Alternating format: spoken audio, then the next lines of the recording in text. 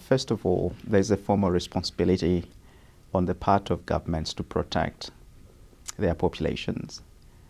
And this responsibility is partly part of the broader notion of the responsibility of states to protect, which means that the primary responsibility lies upon the state.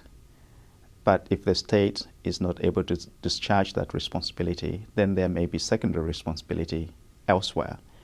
So in looking at those 15 countries, the idea was to see what is the best practice, how is this working, and how are states responding to the needs of their own populations, and to work out, I think, a way of showing how states to engage with their populations in exercising the responsibility, to protect them. It's a very useful study, and I commend it very, very highly, because it has actually pointed the way to other states, to see how, on a comparative basis, these issues are dealt with.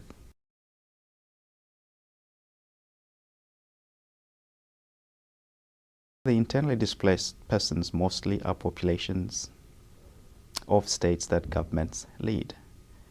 And I think the idea of collective belonging to a state carries with it a huge responsibility on the part of the state. It has always been that the first duty of the state is to its citizens from time immemorial. And the idea that countries now carry a national responsibility as well as an international one to protect their citizens is anchored in that particular idea.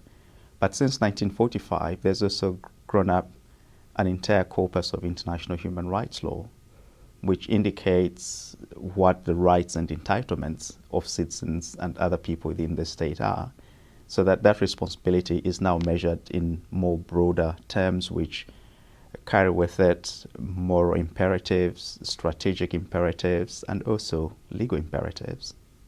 So I think it encompasses all of those. It can't be one or the other.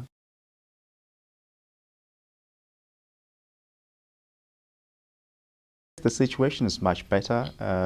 My mandate from Francis Deng, who was here at Brookings when the mandate on IDPs was created, made huge differences. Walter Kellin consolidated the mandate, and after Walter, there is me continuing that work, looking into the plight of internally displaced persons, proposing solutions, and also bringing together UN country teams and the government to work towards solutions for them.